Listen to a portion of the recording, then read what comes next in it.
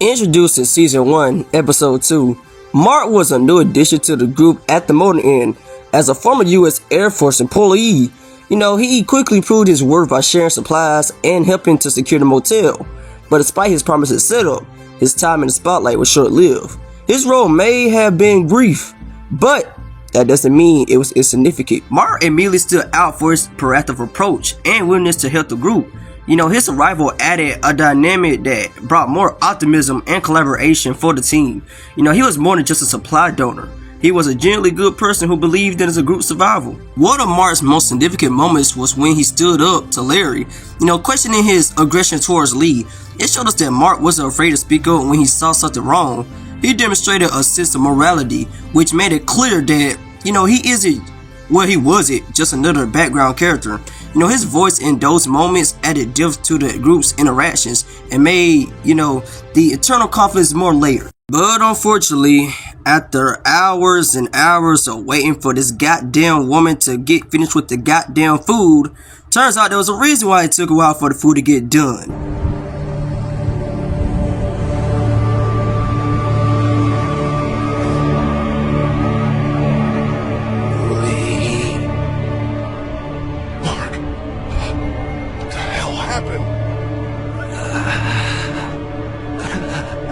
Brothers. What the hell happened to your legs, man? Don't eat dinner.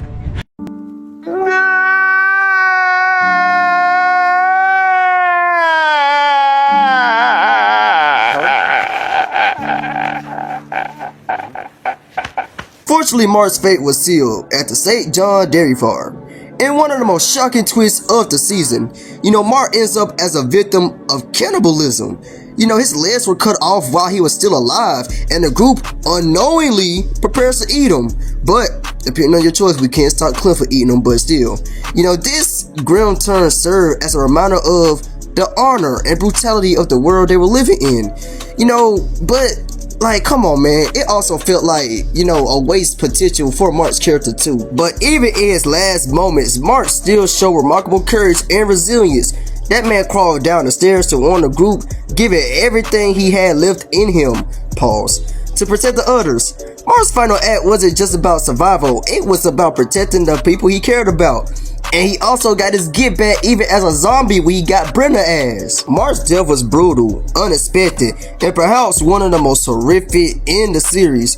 But the real tragedy was the lack of closure and recognition for his character.